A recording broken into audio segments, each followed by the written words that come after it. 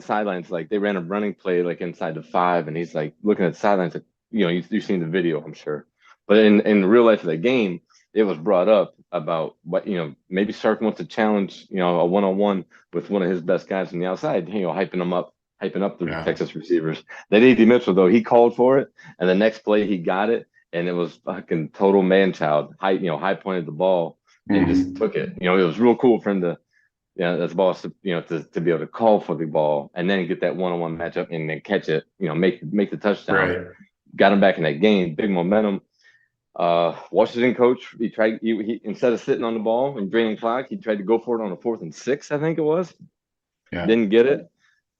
So Texas, bam, is right there. And like I said, the AD Mitchell, they had some receivers, running back out of the backfield, caught some passes. And Ewers was firing it in the end zone. Some of the play calling, everybody can talk about play calling.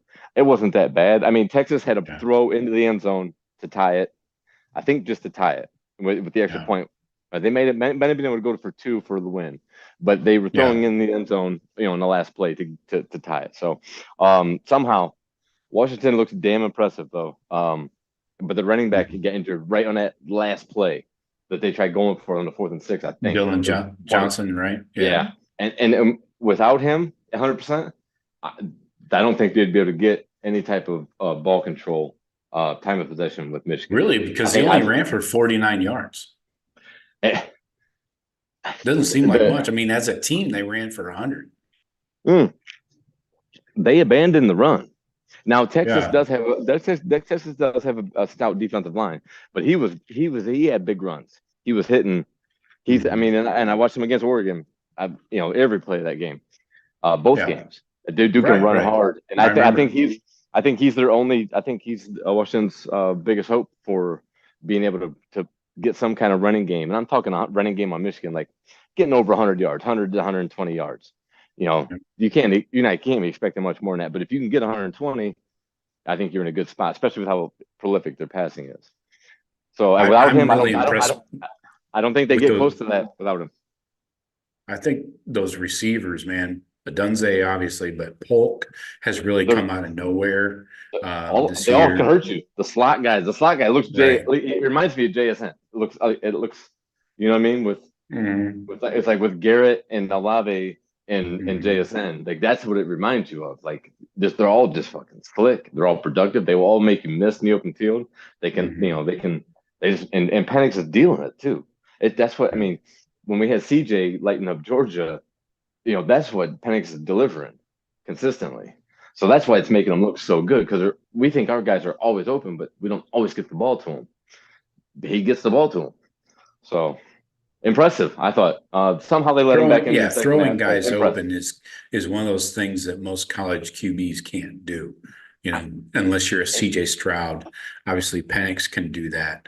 I'm not sure Quinn Ewers has learned that quality No, yet. You know. yeah, right. And I think Washington's got a good scheme. They scheme it up. They got good coaching. So it's like, and they got and those guys were all good athletes. I mean, they're damn good athletes. You can't say that they're not. They're just, you know, but it looks like they have good coaching, and they run in sharp routes and high point the ball. They just look like they're well coached. Yeah, And yeah. it's I would proficient. love They to so know. that I have to do that some OC, research on their wide receiver coach and see who he is and his yeah. background because he's going to give Brian Harline a run for his money going forward I, when we you talk know, about recruiting. but it's still the Northwest. You're still recruiting in Right. Seattle, and you're gonna Yeah, miss out it's on two flights to get there from most so places. that's why I always say I'm like whoever it is, Washington. I'm like they got a good. They have to back it up with after their quarterback now. They got to go. They got to back it up with the second one. They to Right. get those classes watching. They're watching Roma Duze and the rest of the guys, and they're like, yeah, that's Mhm. cool. They got a good gig out there, guys. I like the way the coach runs his shit, whatever. Well, Penix is gone. Remember, Yeah, they're yeah. gonna you got to see it. It wasn't it's gonna take. I think it's gonna take a couple of years of recruits seeing. Okay, the next guy they brought in, he could run it like that too. You know what I mean? Like And how Ohio State's had some guys. We just had guys that just we're just gonna keep churning. You, right. that's what it's gonna And take to you build have this couple of to recruiting classes. So as a recruiter, you really are only working with maybe your third of the country if you divide it into thirds.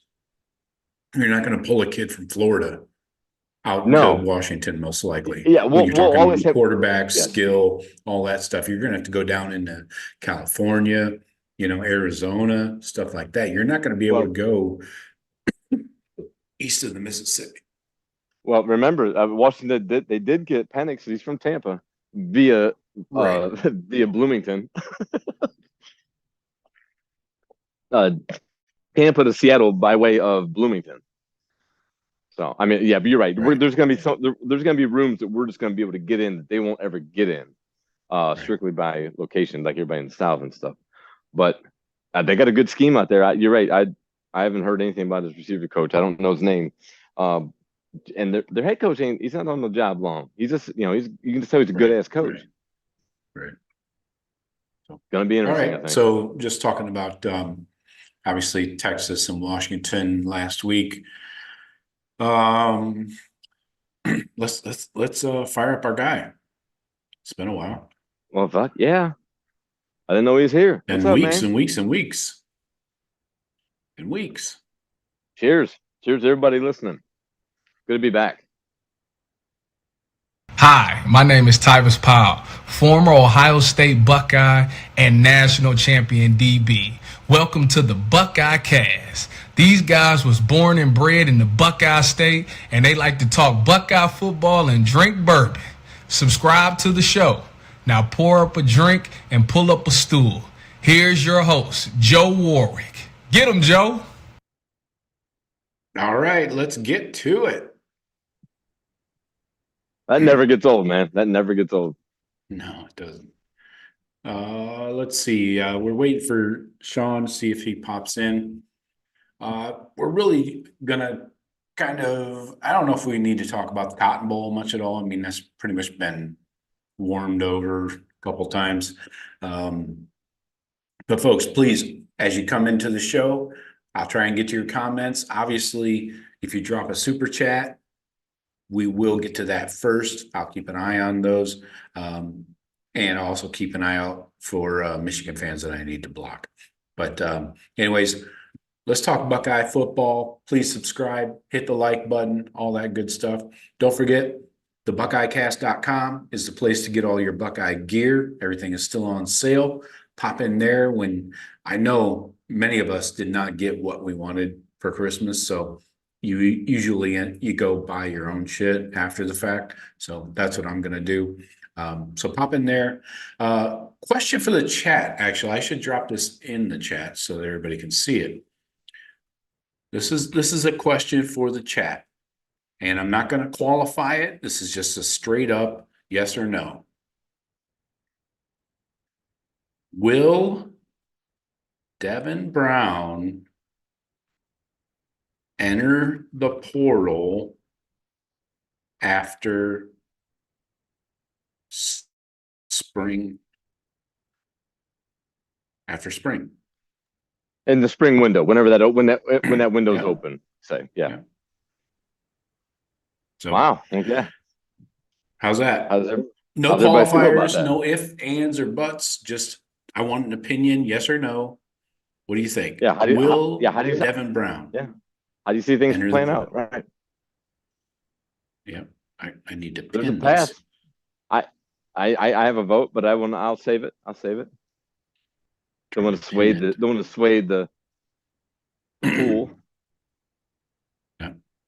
So yeah, so Joe, leave a yes or no in there, and we'll get to your responses because I'm very curious how everybody feels, if they feel, because it's basically is Will Johnson the starter kind of question, right? That's like the flip side of the question. Well, we got to make sure we get his name right. It's not Will Johnson. Will Howard, whatever. I wish we had. I wish I would. I'd be happier if we had Will Johnson. Honestly, I'd be happy if we had Howard Johnson. What's he up to? I think Will Johnson could be an all-around corner. Hojo, yeah, come Hojo. Handlebars. The guy could get you some BPs when you need one late in the game. Oh, he could go 20. He was 2020 5 years straight, probably in the 80s. Oh man, Yeah. they've And late 80s he Mets. owned a nice chain of hotels.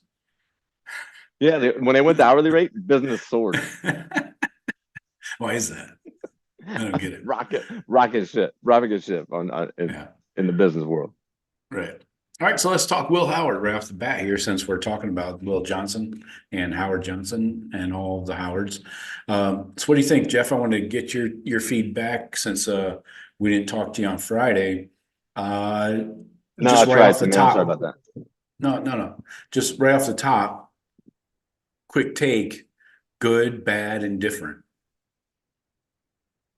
Those are my three choices. I say good.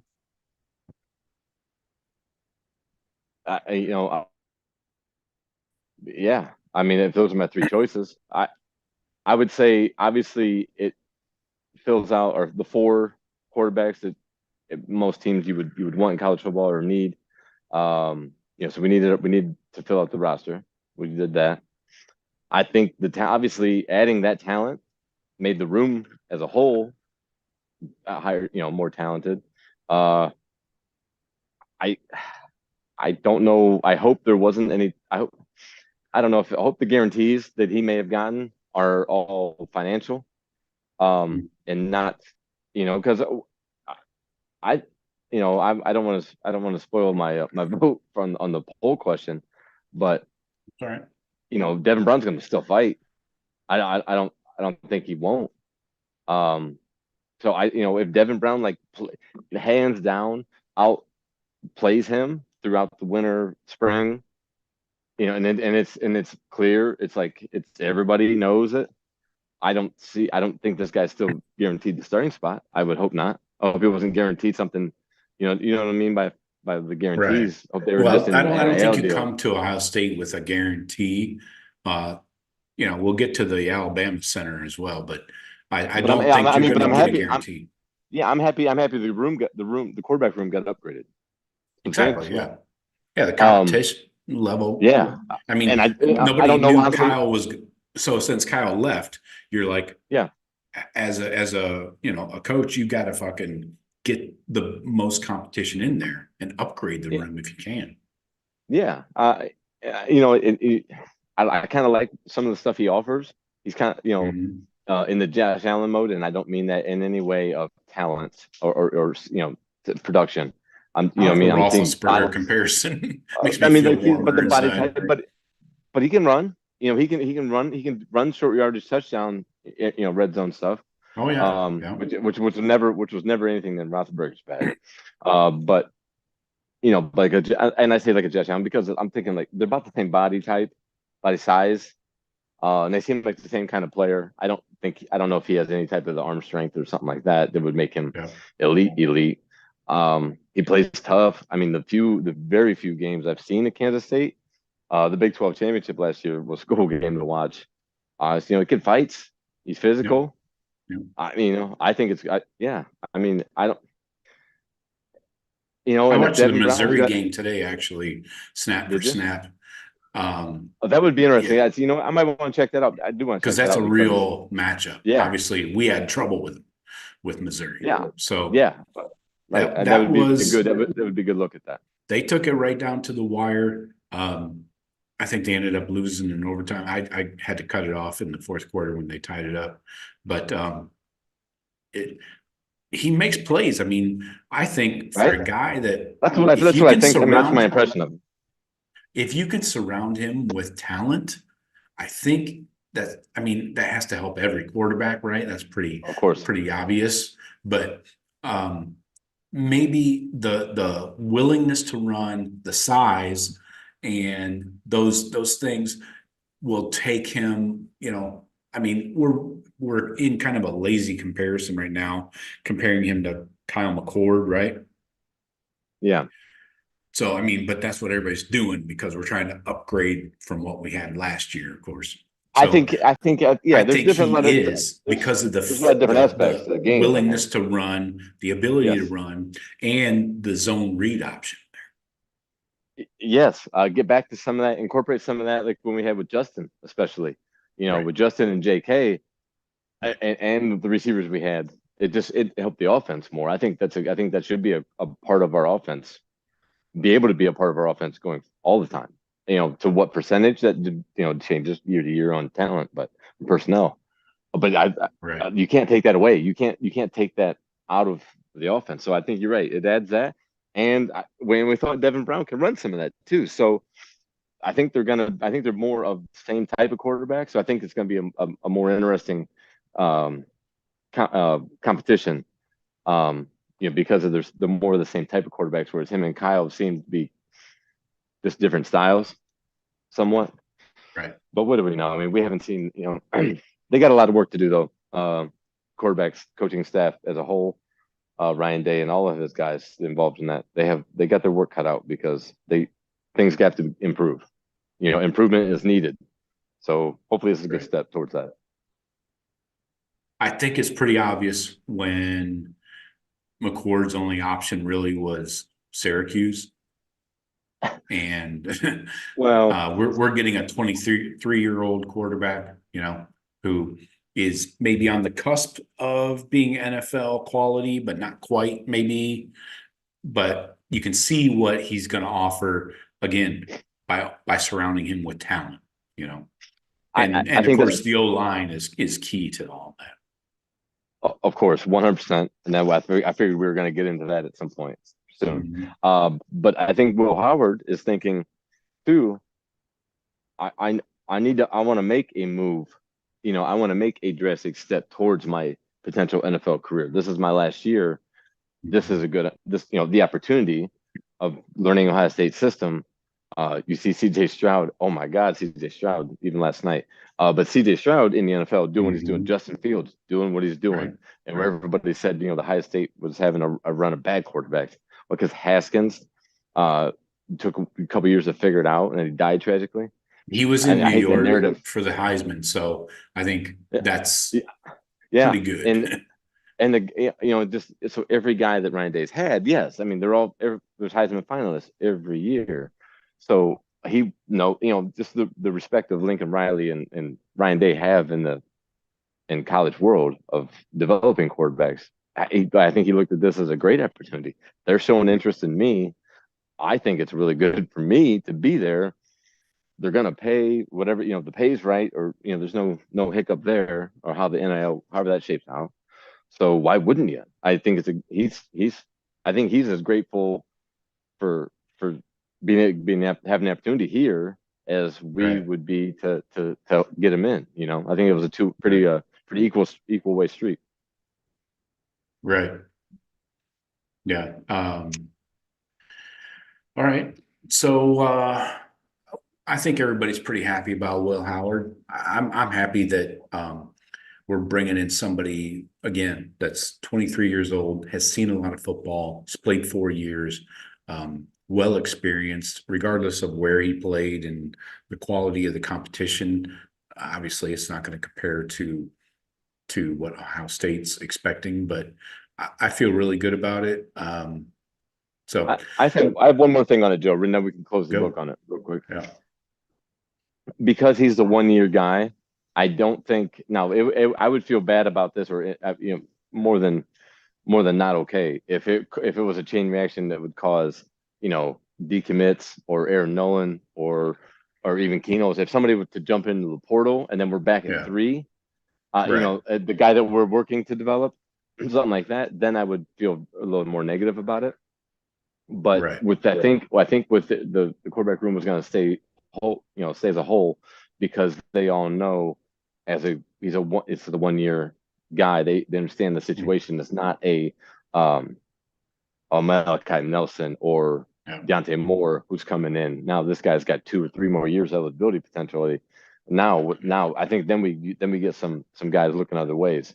With Aaron Nolan coming in as a true freshman, where he's on campus now, he really wasn't. I'm sure he wasn't expecting to start. There's no, but I wouldn't think. So he knows, but I'm gonna learn this year, and if there's an opportunity, there is. If not, I'm gonna be able to compete for the job next year, and then have 1 more year after that to win a Heisman. So I think that's the process. We're done with Will Howard, right? I think it's the right situation. Yeah, and there's not going to be any bad hard feelings. So I think it'll all work out. Yeah. All right. So quickly, I don't want to spend too much time on this guy. The Alabama center, Seth McLaughlin. We all saw what happened last Monday night. Obviously, not his best showing. The PFF grades have declined in his. I think he's been at Bama for 4 years. I think he's played for about 3. I can pull up his grades again. He played some as a freshman. He has grades. Yeah.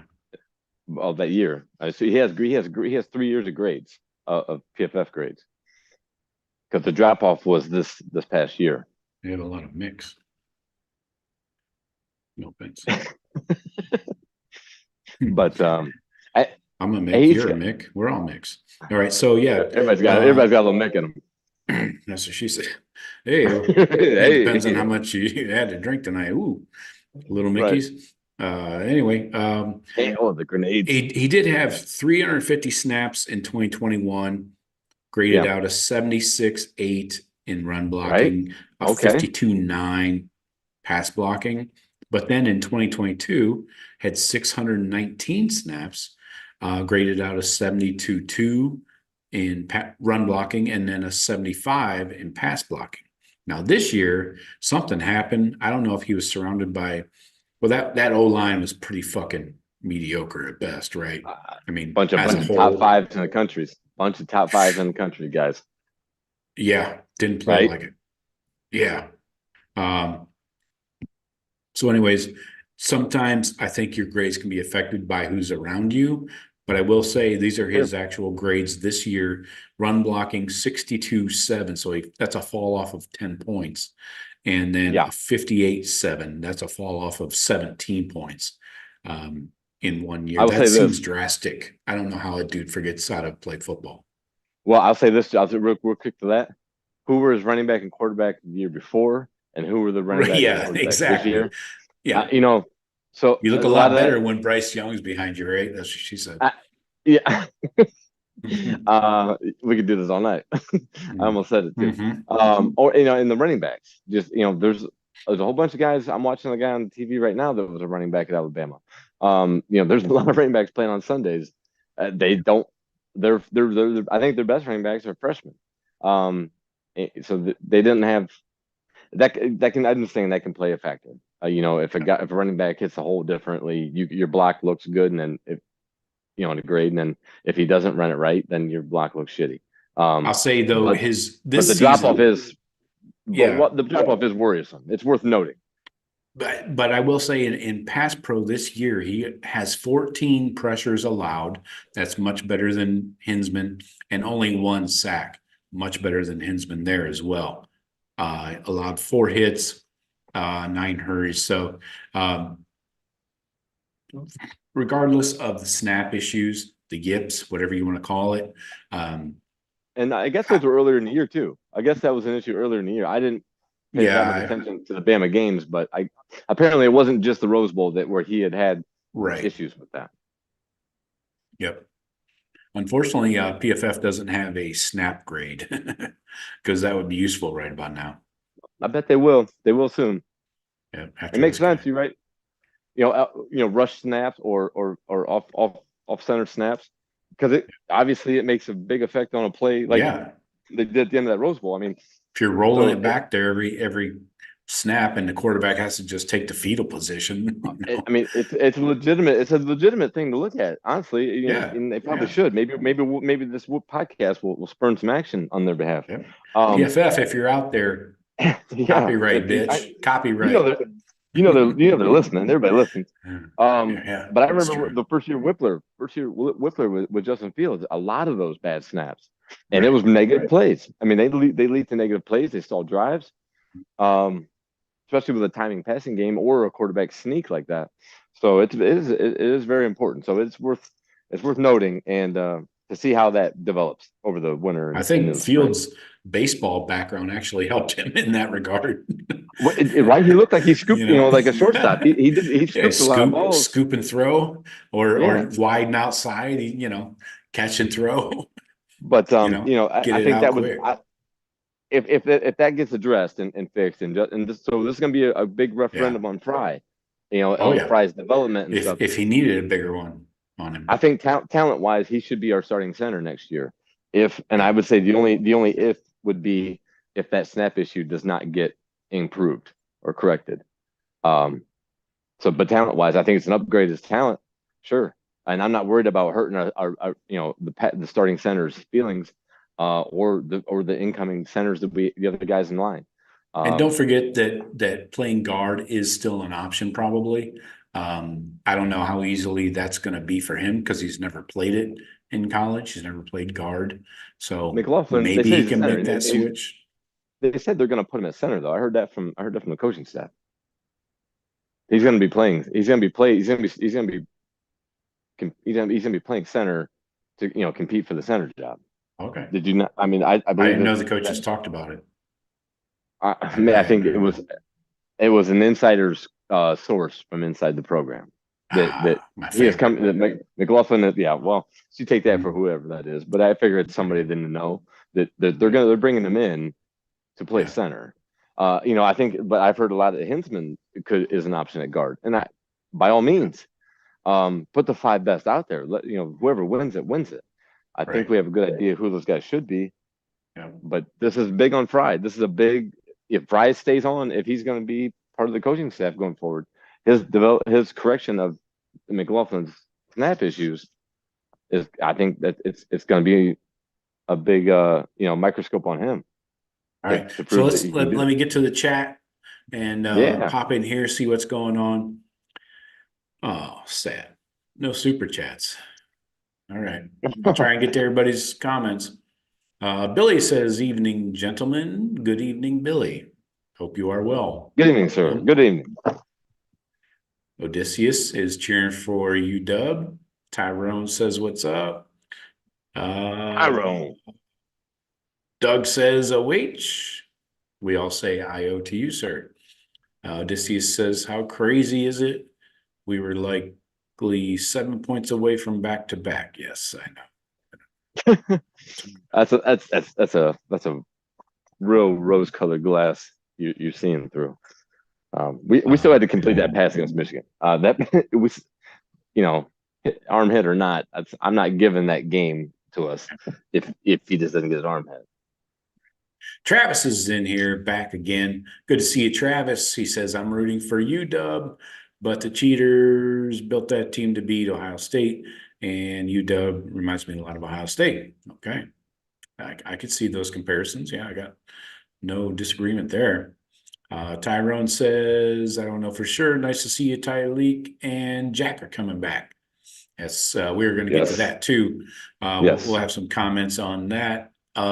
Billy says, I think Huskies will be able to pass on the cheaters. Hate me, my friend. Good to see you back. He says, go Huskies. Odysseus says, we beat the cheaters this year if we had Penix as QB. Yeah, I would hope so. I would definitely hope so. Why didn't we grab him when we had Justin Fields and CJ Stroud? Why didn't we just grab Penix? A couple hours away over in Indianapolis. I know. Like we didn't have something better. Let's see. Billy says we got Sanchez, yay, but lost out on Burgess, boo. Yeah, I didn't expect to get Burgess, but it would have been nice. Travis says, yeah, but UW doesn't have the same front six as OSU. I'm afraid the cheaters can literally just run the ball, and I'm afraid of that too, honestly. That's my concern. We're going to get into a little pregame for the national championship. Don't forget, they're called the cheaters, not the team up north. So the quick answers I got to the question, will Devin Brown enter the portal after spring? Hate me, my friend says yes. Tyrone says yes. Travis says no. Odysseus says no. Pam says yep. Billy says yes. So we got 1, 2, 3, 4, 5. Wait, 4 yeses, 2 no's.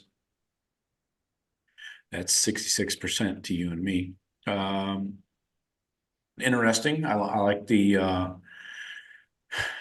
I think we have some realists and we have some people that are hoping. What do you mean, realist and hoping? Yeah. This is all pie in the sky. What the fuck? I mean, it I all know, depends Mr. on where Positivity popping Yeah. in right at the perfect moment. It's all about Sean, what happens in the spring. I mean, I think if Devin Brown's There was number no two, that's not the point, Sean. There were no caveats, no ifs, ands, or buts. This is a straight up question, yes or no. I did not qualify this at all. It's will Devin Brown enter the portal after spring? That's a flat out question. And the people answered. We got 4 yeses and two no's by the fans, by the people. well, I mean, it's fuck okay. No, You got to know. But I mean, again, it's all dependent on. So basically, why didn't you just ask, is Devin Brown going to be the starter or backup after spring? Because that's the fucking actual question. If he's not one of those things, he's definitely transferring. Was okay? He's not going to be a starter backup. He's definitely transferring. Well, Sean, that's the question. No matter what, however it happens, is he going to be here or going to want to leave? We didn't say if he's a starter, what's he going to do, or if he's the backup, what's he going to do? The poll question was, will he be here? No. Will he be the backup or third string? No, the question was, will he enter the portal after spring? Well, the only way he enters is if he's third string, and if he's second string, he's not gonna. Okay, well that's Sean's answer. So there's all right, we got it. That's the right answer. Okay. Yeah. Glad you made it in, brother. Glad you made it in. Yeah. This is what East Lansing does to you, huh? I just got back. I did. And I got back from the landfill. Score some meth over there. Dragging all this stuff up 3 flights to my daughter's room, and when I'm leaving, I got to pull out next to some asshole with some Michigan stuff on. I hope someone roughed him up before he got out of there. I had people behind me in the grocery store today with some Michigan shit on. I looked at them. They didn't say shit. Didn't say shit. Yeah, because they would have kicked your ass. Shit. Yeah, no. There's 3 old people that rolled their ass in the Publix parking lot, throw their sub out in the fucking highway, and their iced tea, the fucking Publix iced tea. Ugh. Hey, don't knock that Publix iced tea though. Puke in a fucking cup. Anyway, back to the chat. Thanks for popping in, Henry. We appreciate the highlights there. Hate Me, my friend, says for Brown to be a viable starter, the backup would have to be starter caliber as well. Okay. So what? I don't know. Yeah, that's basically it. We have 2 starters, or we have 2 backups. That's kind of what they're saying, I think. Tyrone has a great point. He says, I'm going to puke seeing Michigan win the Natty. I think we all will. Simultaneously. Hate Me, my friend, says glass cannon. I don't know. Right. Think of the joy we're gonna have when they peel that back from them, though. It is gonna suck. They already played it, man. It's like I don't care. Asterisk. I don't give a fuck. I'd say Reggie Bush's Heisman. We all know Reggie Bush was the best player in college football. We watched it. We saw it. It happened. The national title. These things to me are a little bit different than that, than kids getting money and this type of stuff. When the integrity of the game and stealing signs and doing this stuff, this is a different type of cheating to me than that is in live integrity of the game type stuff and huge asterisk. I mean, I guess the asterisk. I hear you there. I hear you there, Sean. You're right. Yeah. It's the integrity of the game aspect. You're right. Reggie Bush, and there's no measure. You can't. Right. There's no information that tells us they benefited for this amount of time, 2 years and 6 games, because they obviously were still using Stallions into this season, right? Because he didn't get fired until like mid-season, almost late. He was at the Rose Bowl. Do you see the picture of him at the Rose Bowl? Of course, yeah. Yeah, we talked about it on Friday. To me, it's like, again, it's just different things in my mind that are more egregious. And it's like if you're paying a player to be on your team, that's bad. That's bad and against the rules. But if I'm paying a ref during the game, that's a whole different fucking animal. Sean, I only put that Reggie Bush comparison just because he got his, retroactively got his Heisman taken away. They got the national title vacated. That's the only reason. I'm not comparing the two of them as the same or the same type of infraction at all. Just the fact that we saw it happen, and now the NCAA says That's no, what it it's never about. did. Yeah. That's what I was talking about. To me, That's the only comparison I was making. To me, the only beauty of it is this: Michigan, I think, is good enough. Was good enough this year to win without the cheating. But even when they do, if they do, when they do win it, right? You're right. You can't take it away. But there's always no one's ever going to forget about this. Like, oh, that was the cheating team. It's the embarrassment of it, though. The embarrassment will stay. Yeah. The taint, you're saying? Mm-hmm. Yeah. Well, I remember otherwise known as the Devil's sugar Highway. Depending on how dirty it is, right? Is it paved or not? Ew. But I remember beating Arkansas in the Sugar Bowl with Terrell Pryor. Joe. It never happened, No, Joe. I remember it. I saw it. I Right? saw it. That's exactly. Bobby Petrino. Yeah, but I mean, seriously, who gives a Free shit neck brace. about that? Yeah. If it's not for a natty, I mean, who gives a shit if you take it away or not? Exactly. It's not the same level. I get it. Let me get back to the chat here and rifle through some of these. Billy has a great point. Back to the quarterback talk. He says it's a small sample size, but I haven't seen anything impressive about Devin Brown. Yeah, and Travis agrees. Tyrone adds the point that Brown is also injury prone. He's kind of gaining that moniker now, right? I mean, he kind of is. Hate Me, my friend says, yeah, Brown can only exist in a 2 QB system. Kind of a fair point, I think. Pam says, sorry, but Brown isn't it. Hate Me, my friend says, agreed. Tyrone says, agreed. Well, Travis we don't fully know yet, but yeah, what we've seen yet, it doesn't tell us yes.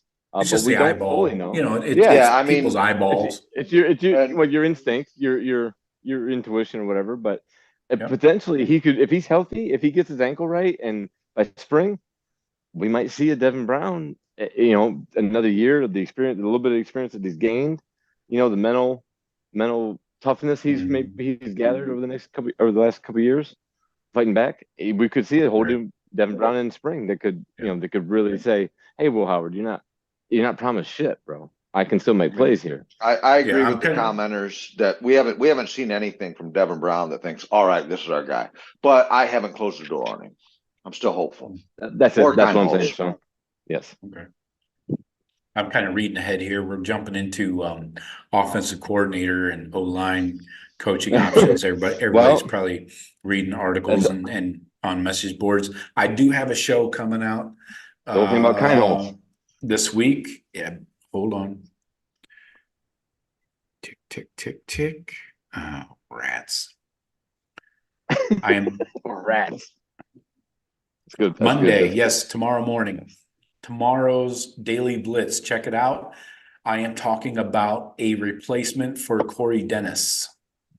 Oof. I don't know if that's a hot topic or not. Don't get into it right now, but I'm seeing a lot of people talk about hiring an OC in the chat.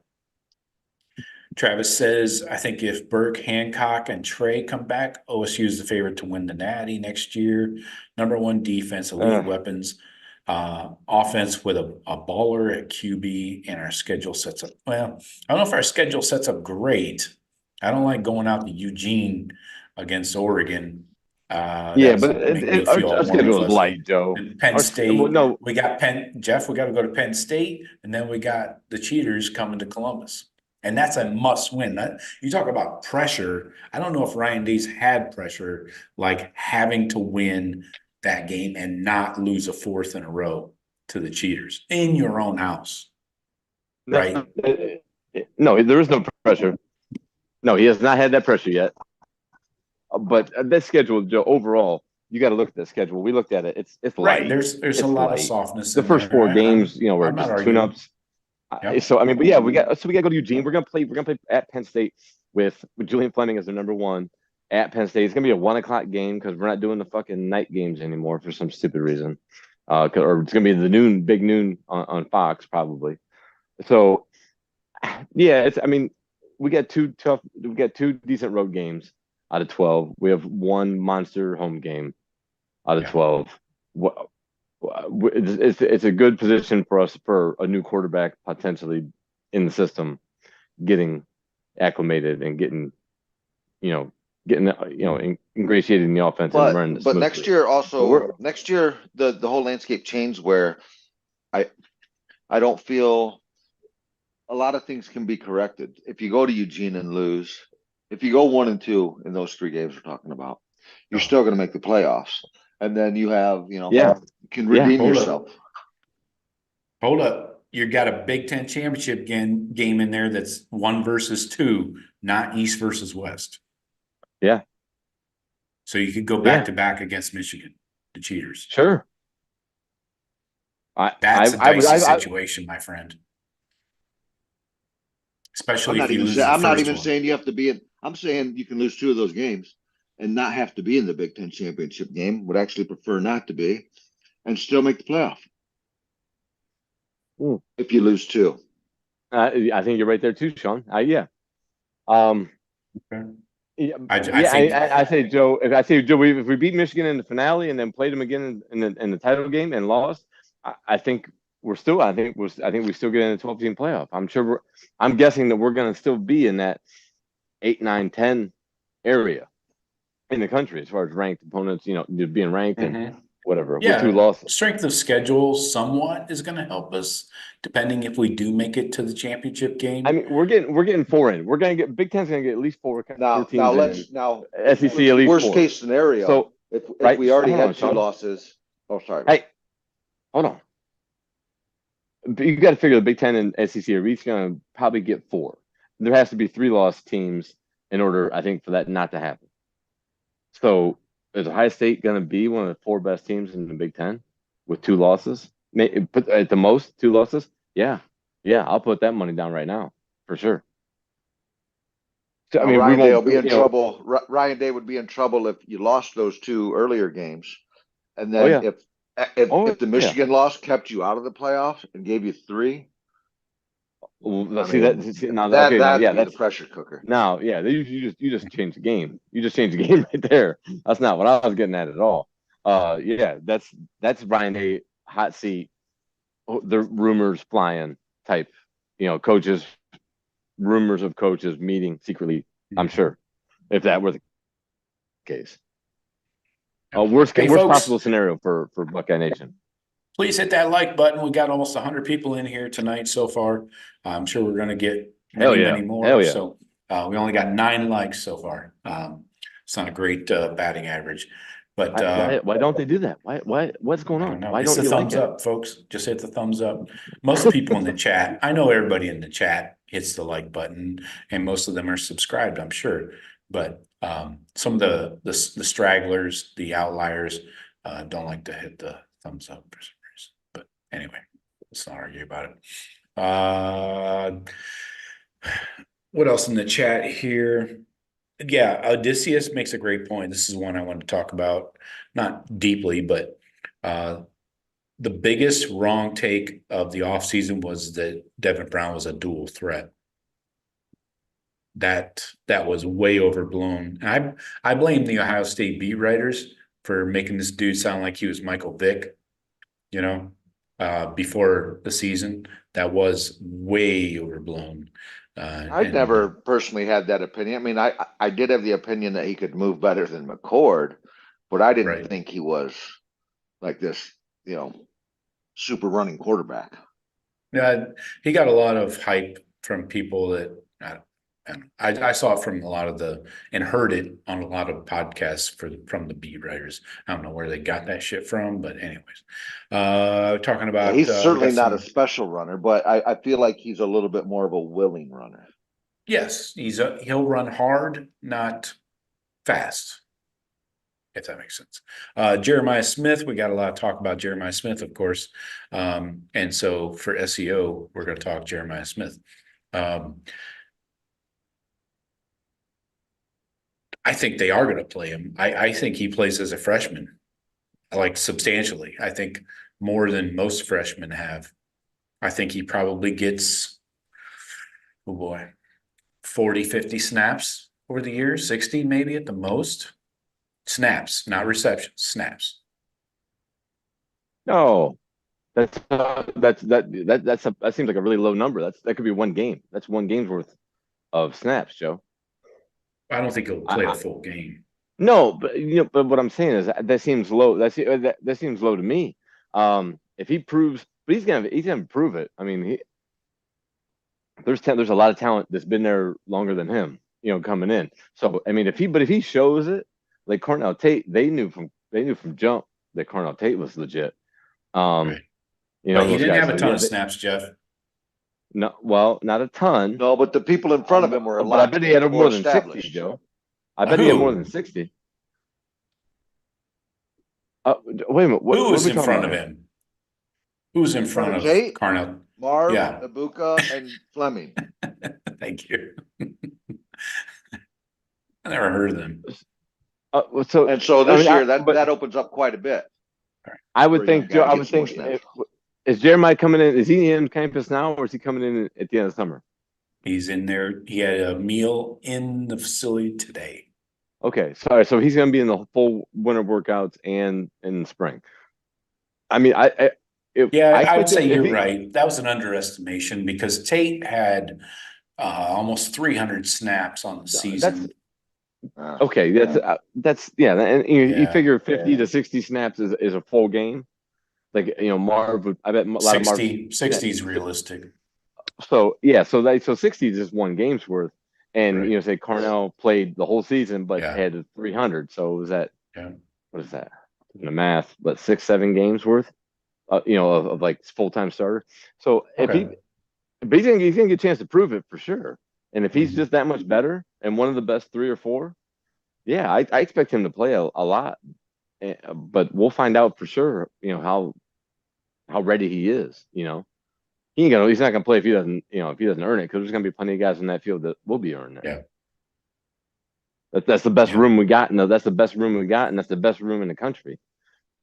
Any position, consistently. Over time, production every year, talent. Our Ohio State receivers is best in the country. So I hope to God we see him play, because that means he is that deal. He is the dude we thought he was. Yeah, it's exciting. Like I said, check out tomorrow's Daily Blitz. I'm talking about a replacement for Corey Dennis and bringing in he's Travis. Not even gone yet. I know. I'm firing people. This guy. Right. I'll tune in. Joe Warwick's firing people. Coordinators into the sun. Hey, I've talked about replacements for Larry Johnson in the past. I'll talk about it again, because that's an annual show that has to come up for some reason. And there's real stuff. I'm going to talk about that on Tuesday. Real coaching changes, like at all levels: offense, defense, special teams. I'm talking about that on Tuesday. So be aware. I might have to get in, Joe. You're gonna be very interested in the D-line conversation. I'll tell you that. You should probably subscribe at this point, Jeff. Anyways, Travis, I was referring to your message there. He says fire Corey Dennis, bring in a real OC, make him co-OC and QB coach, and overpay him, of course. Yeah, money's not an object, right? I mean, over half of the staff right now makes over $1 million. I think it's like 7 dudes on our staff. Anyways, nobody's under 500. I know nobody's under 500. It's probably more like 750. Is probably. Dennis is 412, because I looked it up today. Oh wow! And that's the lowest. He's the 4th highest paid quarterback coach in the country, Jeff. He's 31 years old. Only had one job. But he got Myers' daughter pregnant. So I mean, that's a smart career move too. I put it on my resume, wouldn't you? Hey, But I mean, I didn't realize. I didn't think anybody was below 500,000. But now that you say he's the 3rd highest paid at 412 in the country, wow, eye popping. And but then, that's what you get. Of course, Parker Fleming's making 500 a year. So not for long. No, better nope. And NFL for you, not for long. Let's see what else. We got to think Stephen though. Cherry. We got Stephen Cherry's back in here. Let me get back to the chat for a sec, and Mad we'll dog. circle back. Mad dog. We're gonna talk about the national championship game a little bit. Stephen says Brown needs to run to the portal. Will they make staff changes? Yes, those are coming. Those are coming. He can't run. He can't run. He's on I got to crutches. give you a little teaser. Give you a little teaser of the upcoming shows this week. They're going to be spicy. Hope you you got some ice water. It's going to be spicy. Let's see. Back to the chat. Oh, Stu Bedazzle going berserker on the fucking. Okay. Stupid We asshole. got somebody What? who's about to get trashed. Hold up. Let me Leave do that a Michigan. little. Leave that Michigan fucks in there, man. Leave him in here. No, not that talk like this. Oh, okay. Well, I mean, if they want to come in and talk shit, I'm cool with that. Fuck them. I'll talk shit to them. Yeah, no, they're talking dumb, like not even about sports. So, Oh, Clink. well, yeah, yeah. That was In the Just corner spamming the bench. board. We got time for your Basically, dumb yeah. shit, asshole. Yeah, in the corner. Yeah. All right. Sorry, I didn't get to that sooner, folks. Sorry. All right, Travis, have a good one. He's going to watch the Bills game. It sounds like a riot. Let's see what else we got going on here in the chat. Doug says, I heard a guy that definitely has sources and connections say on YouTube that Ryan Day risks alienating Urban, and Urban is a vindictive motherfucker. He named Tom Herman as an example. That sounds like something I would hear from Buckeye Scoop and Kirk Barton and Nevada Cluck. I don't. You might have to repeat that again. I'm not sure if I quite followed it, but anyways, I don't know either. I mean, I don't. I mean, I'm not saying that that's the truth, but that's not a crazy wild theory. That could be true. I could see Urban Meyer holding a grudge, being a prick, and taking shit personally, and that wouldn't surprise me at all. But he has no power. That's the key difference. No, there. but he's certainly got cachet in the college football world. You're not going to ignore his phone call, I'm sure. I don't know how he could hurt him, but you know how he could is if he starts getting on Ryan Day's ass like Lou Holtz did, and then Ryan Day starts over compensating for like, let it go. He's fucking old. He's spitting all over everybody. Okay, so worked up about it. Herb would be another level if he started coming out and I want to know where saying Urban Meyer's at right now. Yeah, right. He's over at the 7-0 room getting lap dances. What do you think? In a stinky pinky. If it's a big noon game, he's on the set. He's down at the other end zone. He's right there. You can easy to find. You can see him. Easy to find. Yeah, he's right there. When he's not there, he's the office down the hall from the AD. Right. He's also on BTN. He's the one on your athletic director's phone right now. he's right there. Just ask him for the line. Right. I didn't quite hear all of it, Joe. So, but what are you gonna say? I would not like that though, because you have to be an assassin to be a long-term dominant football coach. Yeah, and you got to change things up. Urban should understand that. Well, Urban is that he fucking writes the book on it. Dude is relentless. Yeah, but then also keeps guys a little bit too long on personal relationships or makes bad hires. Yeah. Like, dude, don't hire your buddy to be linebackers coach. Oh, Bill Davis. Your wife's husband to be quarterbacks coach. Yeah. We'll see. Well, I mean, we'll see.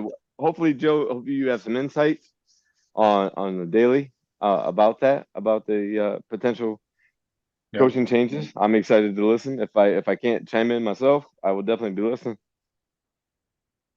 The Daily Show will be out in the morning. Yeah. the Daily Yeah. Blitz. So just getting caught up here. This Aaron guy that infiltrated the chat that I snuffed out. Everybody's talking about him. He was just blurting a lot of stupid shit and A calling Michigan people fan? gay No and way. stuff. Trying to say, no, I don't even know. I just saw him saying calling people gay and stuff. It's like, come on. Oh. So, anyways, okay. All right. See you, bro. Later.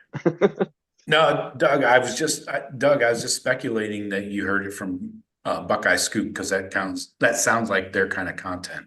But I don't subscribe, and I'm not a big fan of Kirk Barton and Nevada Clonk. Let's see. Odysseus, that's the point, Odysseus, right there. He's nailed it. Day has to do what saves his job. I can't argue that because no, he exactly. is Yes. under it. He's under the gun this year. And this is making these tough decisions. He's gone pretty soft from time to time, with guys that he's friends with. He brought in whatever, the Justin Fries. He's friends with Justin Fry from back in the Florida days. You gotta make some tough decisions, especially when you could not have a paycheck next year.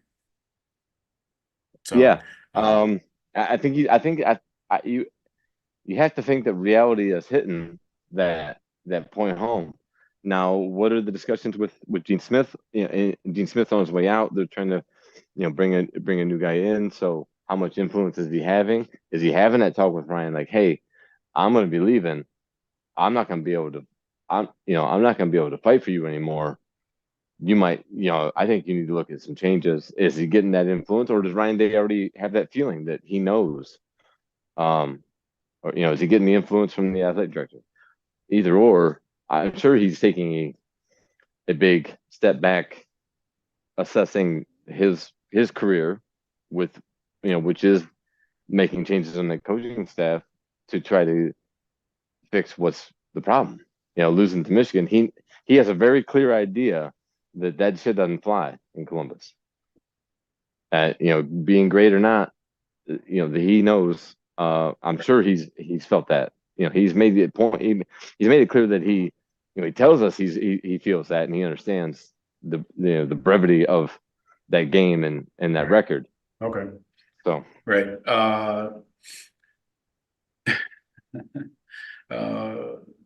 I don't know. I think. no. I mean, what Stop. what is next year? I mean, what is the qualifying thing for Ryan Day on the hot seat next year? You have to beat Michigan? Okay, but do you have to make the playoff? Do you have to win a playoff game, or is it just beat Yep. Michigan? Stop the bleeding in Michigan. I think getting to the playoffs is a Band-Aid on it. If you lose to Michigan, and whether that's in the regular season or the Big Ten championship, but that's just a temporary Band-Aid. that's very thin words. If you lose in the gauze. first That's round, just some gauze, Joe. That's just some gauze. Right. That's not even Or a Band-Aid. Yeah, you're not going to get a bye, so you're definitely not going to get in one of the 4 byes. 4 byes. Hey, 4 byes. Hey, now we're talking. 4x4s. Hey, check this out, Joe. What I was gonna say is, now I think on the other hand, a 9-3 with a win over Michigan and don't make the playoff, I think Ryan Day rights a lot of wrongs there. Just 3 when, losses? What? Are you fucking serious? I say for whatever reason, for whatever reason, there's injuries or whatever, like we lose, quarterbacks go down. Devin Brown gets injured by some chance, and Will Howard misses a game or two with Going concussion. forward, we drop there a are game. gonna be- We drop a game maybe we shouldn't have, but it was close, whatever. And so it ends up, even if it's a beat Michigan in the finale, and then lose to Michigan for our third loss in the Big Ten championship, and don't make the playoffs as a 10-3 team, then I think that's a lot better situation. People, Buckeye Nation in Buckeye University, Ohio State University will be in looking at him as opposed to losing to the even 10-2 with a loss to Michigan again. I think that game is going So you're to calling a carry that split with Michigan, potentially. I mean, two losses if in the regular season? Is that what you said? if the situation the situation ends where we finish 10-3 with a loss to Michigan in the Big Ten championship Got it. after beating Yeah. them the week before. That's I'm trying to play out a scenario. But that win against Michigan at home, this is going to be needed. Nobody's going to know about the one that might come next week. What's the over under on how many years that these fucking championship games are around? They're useless now. I don't want to do them at all. The conference championships. You can be coached. Yeah. The conference. When share banners. Sean, I got a simple answer. I got the answer. When people stop watching. Well, because if people keep watching, people keep they paying. Will because when you do play Michigan three times, when you play Michigan 3 times in 4 weeks, you're going to dilute the product. Well, then it might take Sean. It would take that. It might take that, Sean, and it might take in Alabama, Georgia. I think all these coaches are going to start bitching about it, saying, "Look, I'm not going to do this." Well, okay, something like that. Something like that is what it'll take. But people, it's TV shows, brother. You know this. Yeah, but the players are going to start getting more power. Players union and stuff. They're like, "Look, we don't want to fucking. You can't make us play an NFL fucking schedule." Okay, well then you go. Let's get right into something I talked about in summer. Let's get into revenue sharing, and when the collective bargaining agreement comes into place, well then everything's on the table. Secondly, Joe, on top Joe, of that, right? Everything is on the table at that point because now you have to redo everything because now you have a union or collectively bargaining for what the fuck the rules are. It's not just money and TV generated income, and kids don't have to go to fucking college. Exactly, and then we get to that. We get to that worst case scenario, that new world order of it's the Ohio State. Rewind it. Football Go team. back. Go ahead, Sean. As this consolidation continues, that's basically SEC and Big Ten.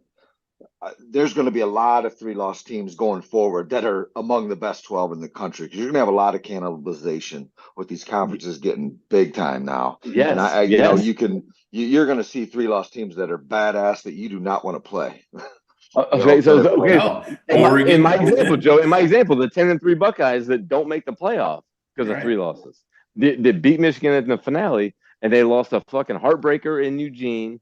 You know what I mean? Fucking tooth and nail, and Oregon's a 12-1 or 11-1 team. You know what I'm saying? And then because of injuries and some freak shit in the game, we lose something to I don't know who we have. Do we have Iowa? Do we have Wisconsin? Nebraska? One of them fucks. In the schedule that we lose a fucking heartbreaker at. So that's playing in that same scenario, Sean. And so like everybody be looking at Buckeyes got 3 losses, but damn, I wouldn't want to play them. You'll get that narrative from all the talking heads. So yeah, I mean, but it all depends on for Ryan Day's sake. It all depends on who those losses are against, and do we correct our wrong and beat Michigan in our home? On senior day, the whole fucking deal.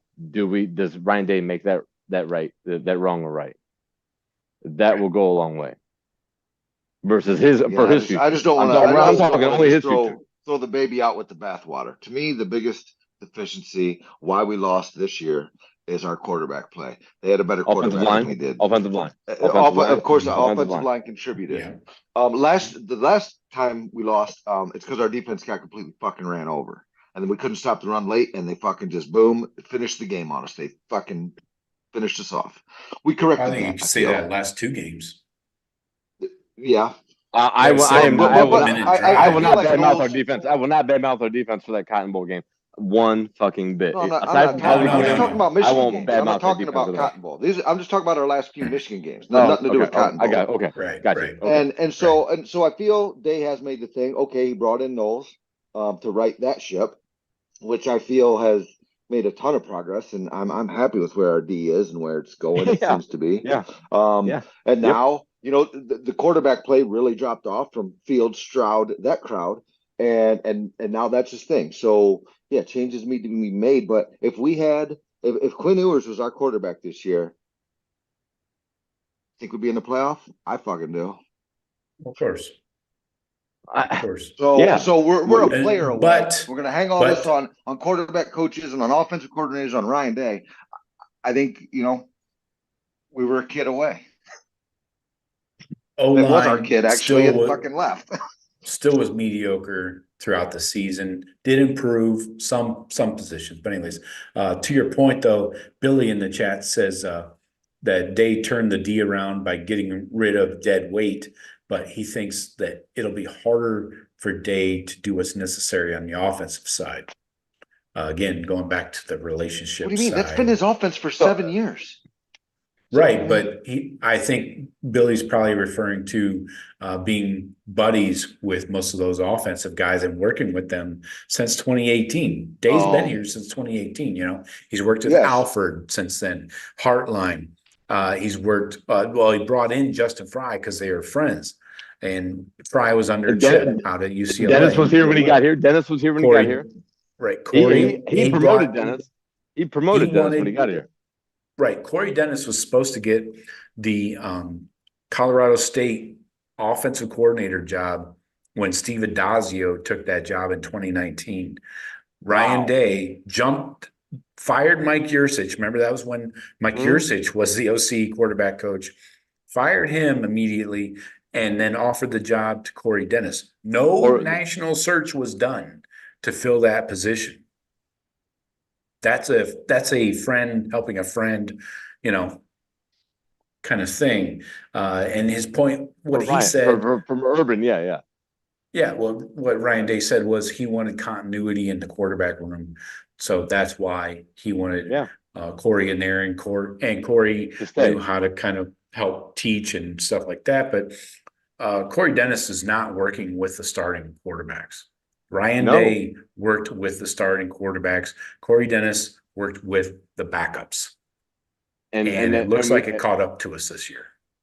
Okay, perfect lead in, Joe. Yes, Keenholz looked completely unprepared for that game. And I'm not putting it on prepared for the season. Well, okay.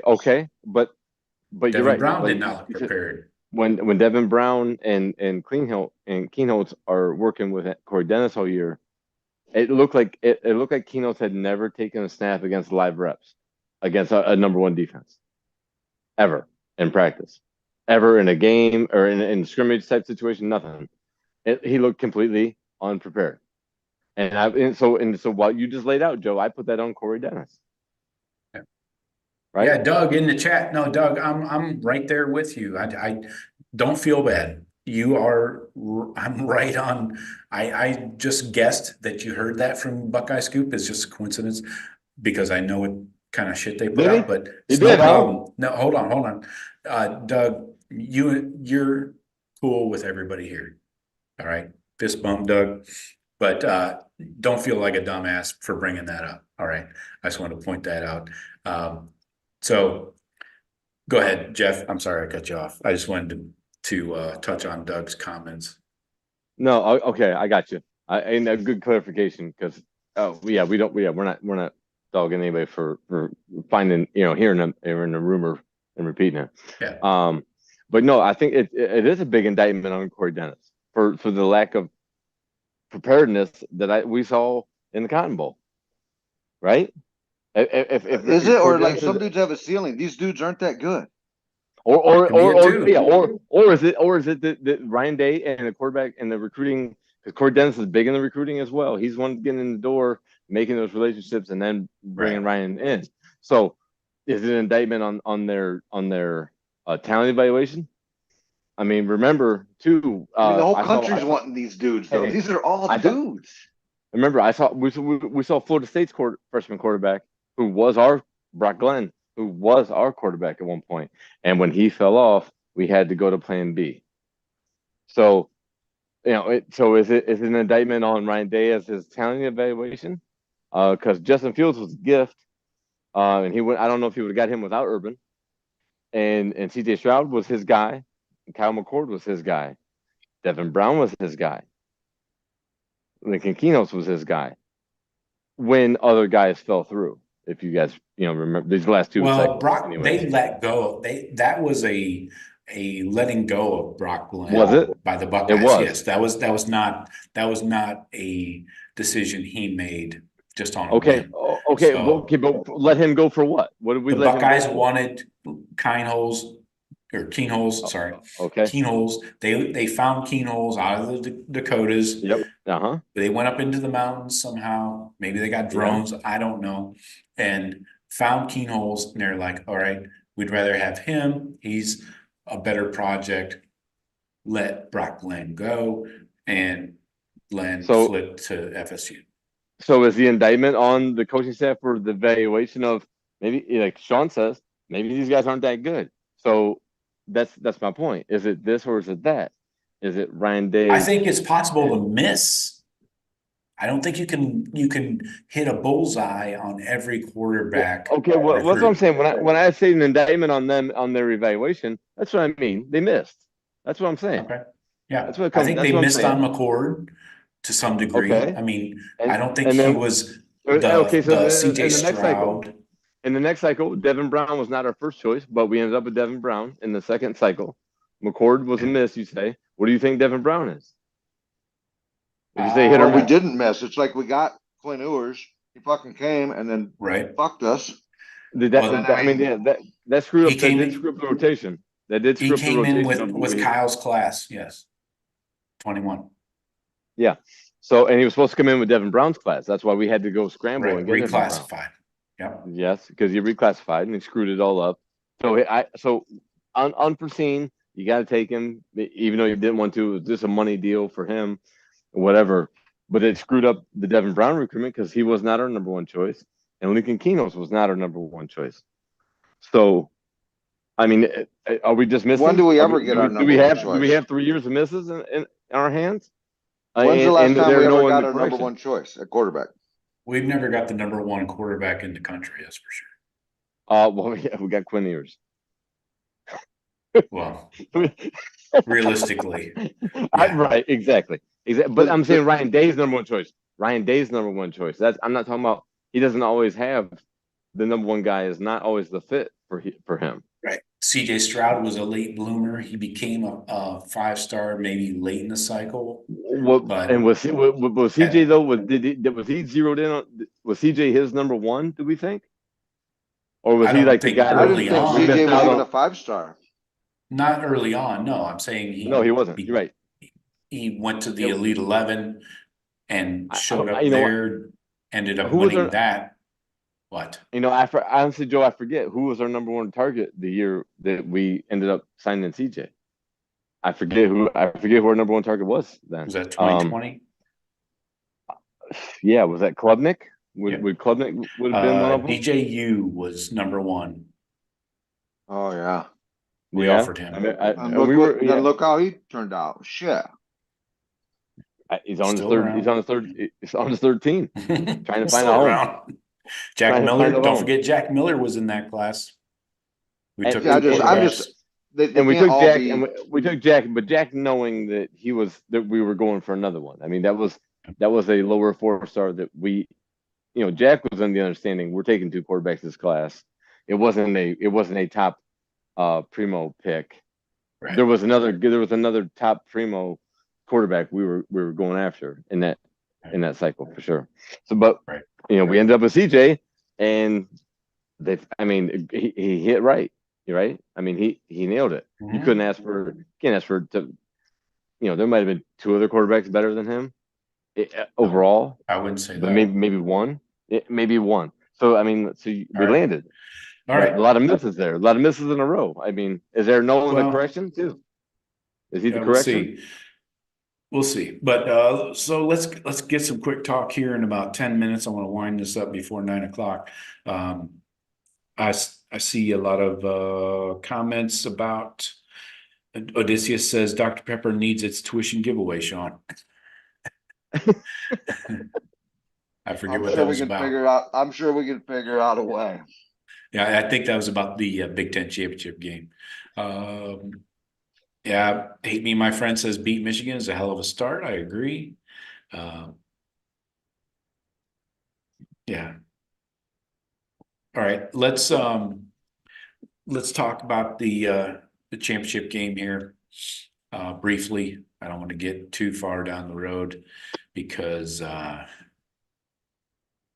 it's going to be a difficult road for these Huskies. I'm a big Husky fan. I love Husky dogs.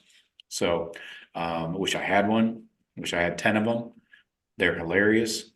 I send my wife Husky videos on Instagram all the time because they're pretty funny. But anyway, so Monday night, 7:30 on the 4-letter network.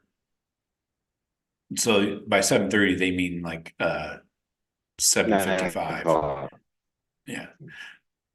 So Washington taking on the Cheaters. This is a ball game, man. This is I tell you what, if Washington can hold up, if that defense can hold up and shut down that run, man, I think they can throw on Michigan's D. What do you think, Sean? They got the dudes. They got the O-line to protect the quarterback. They got a great quarterback. Michigan's secondary solid as shit. I mean, that's going to be Michigan's D-line. They can apply pressure again, but that's Washington's strength, that O-line. That's the matchup right there. But And then what about the wide receiver core Washington has? well, it's sick, no doubt. But also, I think Michigan's got one of the best corners. They got a stud safety. They got some talent back there. Again, the D line's going to need to do their job though, because you can't cover these guys forever. They're that good. Right. I mean, they're if Ohio State's receiving core is number one, then these guys are 1B. I mean, they're sick all the way around. And Penix is a much better quarterback than we had. Extends plays, just a lot of those different things. But I got to tell you, I mean, just the overall thing of the game. It depends. I'm hoping that my son goes and watches it somewhere, because I'm actually debating right now not watching it at all, not even giving eyeballs to this game. Why should the cheaters that got here, that I've got a huge asterisk on, get my eyeballs? I ain't doing it. I don't know. I probably will, but we'll see. Or text me at halftime if Washington's killing them, then hell yeah, I'll turn it on. But I'm gonna have a 3-hour like kick in the nuts. No thanks. I heard that. Yeah. I hear you, Well, Sean. we started off the show talking about the Texas versus Washington game because we hadn't really talked about it since it happened. And we were talking about the wide receivers for Washington. And if you remember, before the season, everybody was ranking wide receiver rooms by college. And Texas, in many rankings, was above Ohio State's. Nowhere was Washington up there. I mean, they were up there, but everybody had Texas above Ohio State and Washington. But actually, Washington seems to be the best in the country right now. You got Dunze, Polk, and then you got a handful of other dudes that are chipping in here. But the running back, Dylan Johnson, looks like he's dinged up. But That to me is the toughest spot. If that guy was 100%, yards. I talked about that earlier, Sean. Right? So do you really expect a lot from him? He had that one game, was it against Oregon? When they beat Oregon in the championship, he should have got the MVP of that game. Yeah. He fucking totally took over that game. And without having a guy like that, man, it's gonna be tough. I mean, you're not gonna keep him honest at all. Joe, to my point earlier, where he goes off and then he has games where he's like, 80 yards, 70 yards, 60 yards, then he'll go for 250 against USC, who is a notorious non-tackler. I love that, Joe. But watch the game, the way the game unfolds in some of those games. Mm-hmm. Look at those games. Look at his low rushing yards versus Penix passing yards and efficiency. Look at his efficiency in those games where his rushing is that low. They will go away from the run if Penix is just fucking dicing people, because that's what they prefer to do. Because you know what, Joe? Because offensive philosophy up there in Washington is get the ball to your playmakers. Don't fuck. If we don't have to fuck around, don't fuck around. Put up points. If you got the mismatches and the advantage on the outside with all the fucking talent you have out there, and you got a quarterback that can deal it, use it. I want Right. that mode, that thought process in Columbus. If the Okay. guy Well, you have we're can talking sling it, about this fucking use the championship weapons you game. have. Yes, I'm just saying. But Joe, that's Okay. what it is. Dylan Johnson's low rushing totals in some of those games. You got to I get watch it. that. It The offsets games. the passing. I get it. Most times, yes. Well, Right. I mean, just you want to see a good example, go back and watch the second. I didn't watch the first one, the second Oregon Washington game, and that dude dominated it. And that probably the best running back, probably the best game I saw in any football game this year by a running back. That offensive line took charge, and they said, "We're gonna run the ball. Fuck it, we're gonna eat clock. But he's We're gonna tough. run the ball." That guy runs And they hard. ran the ball. They were able to Mhm. run the ball when they knew they were showing they were going to run the ball, and they were still able to do it. You're right, Sean. Great. That was a great game. That was one of the best games of the year. Right. All right. So how does Washington get it done? And I want a prediction coming up as soon as you're done telling me how they get it done. Go ahead, Sean. You can lead off. Well, it's going to have to be Penix out of his mind, which he's capable of. I think it's going to have to be Penix for throwing around 400 yards and 4 touchdowns for Washington to be in this game. He's going to have to be absolutely lights out. It's the only way they can, I think, even stay competitive in this. If that can be done, if they can get a turnover or two, I'm worried about their defense. I don't know how they're going to be able to stop Michigan's line. I feel like Michigan's going to pound the shit out of them all game long. They're just going to need a couple good stops, or JJ's going to have to, make a mistake. But it's going to be an uphill battle for him, big time. My prediction, I would say 35-24, Michigan. Wow, Ooh. 5 touchdowns. Hmm. Joe, can you give me the spread and the what's the total? I haven't looked Let me at see it. what the updated is. I was I know it four. I think it took- was Michigan 4, Michigan minus 4.5. Last time I heard. Is that right? Let's see. Oh. That sounds That right. thing's climbing. You think, Sean? I'm not. I I, think it was 4.5. I haven't heard about it in days either, but I guarantee tons of Michigan money's coming in. I've got 4.5. Is it 4.5? Still It is 4.5? So Money line, which I took days ago, is currently plus 170, which I took, like early in the week. So hasn't moved much at all. That surprises me. The Michigan money line is minus 195, so a pretty heavy favorite there. So you took Washington money line at what Yes. you say plus what? Plus 120? 170. 170. Yeah. Okay. Yeah. I like it. I like that. I like that right there. I like it. What's that Knock it over off. under? Is it like around 55, 56? Is Yeah. that the over? Let me check that. I just, I think 56 and a half is the over under. 56 and a half. Hasn't Gotcha. changed much. And I think Washington needs, they're going to need Dylan Johnson healthy. If he got injured right there at the end of the game when Kalen, what's his name? DeBeer, whatever his name is. He went for a risky 4th down call, trying to just get the kneel downs where he could have just played, kill the clock, punt the ball.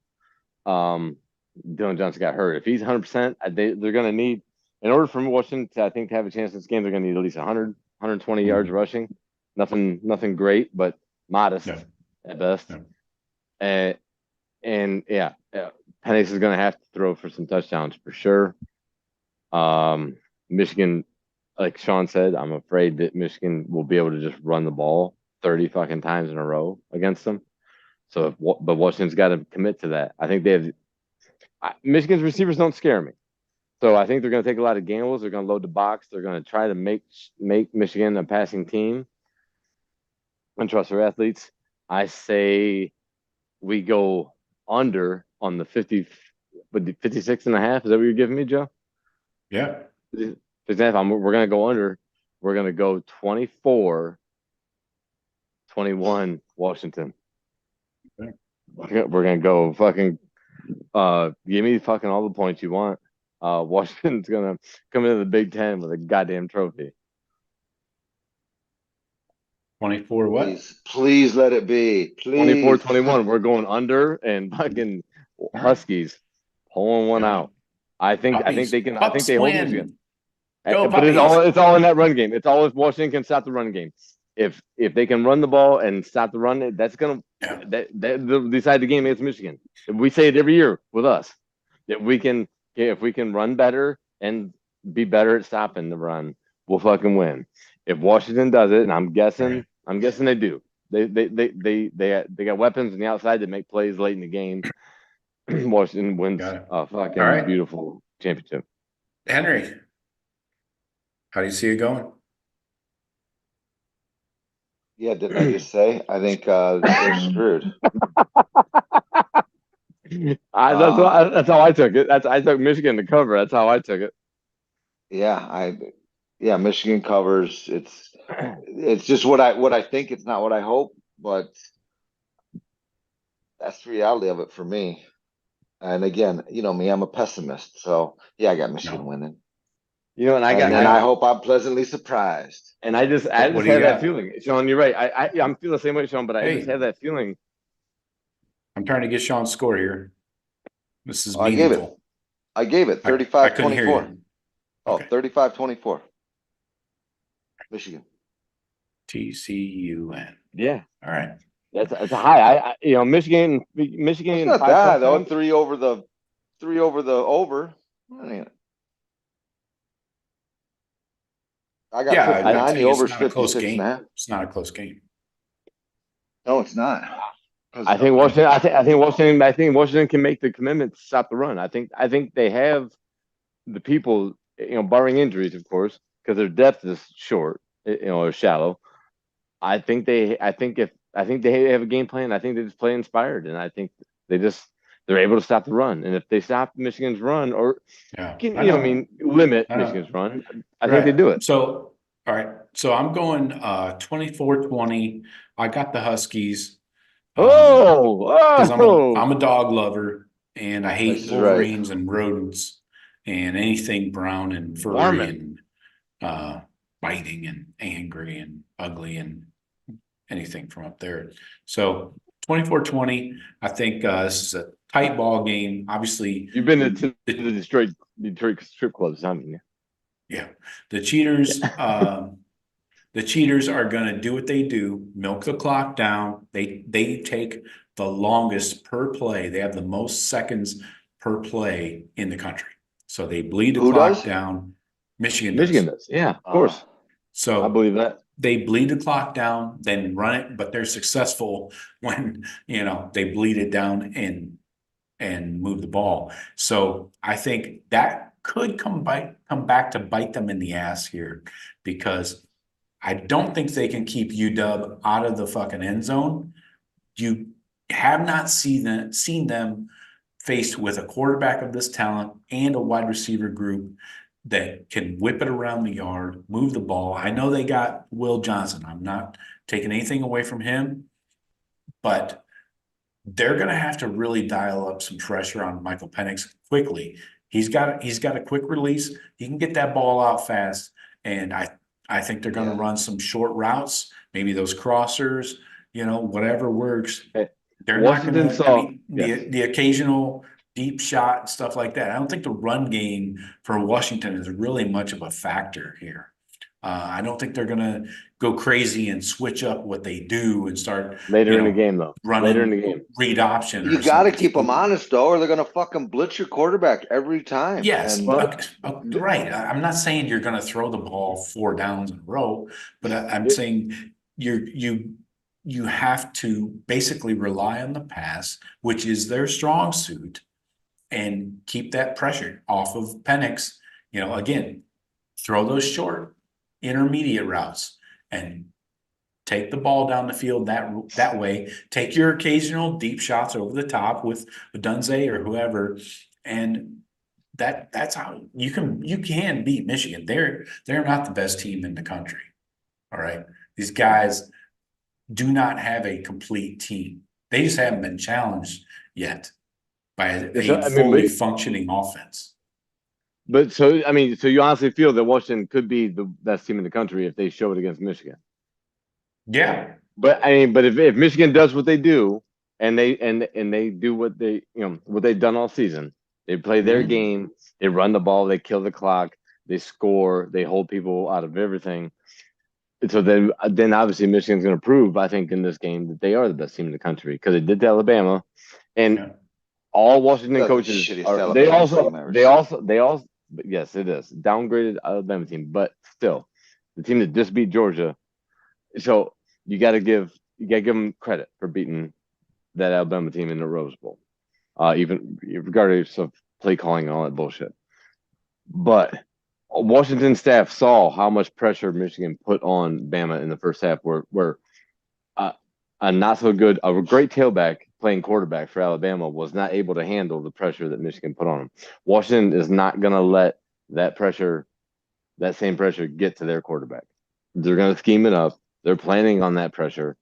All right. They're going to, like Joe was saying, like you're saying, bro, how you can dissect Michigan.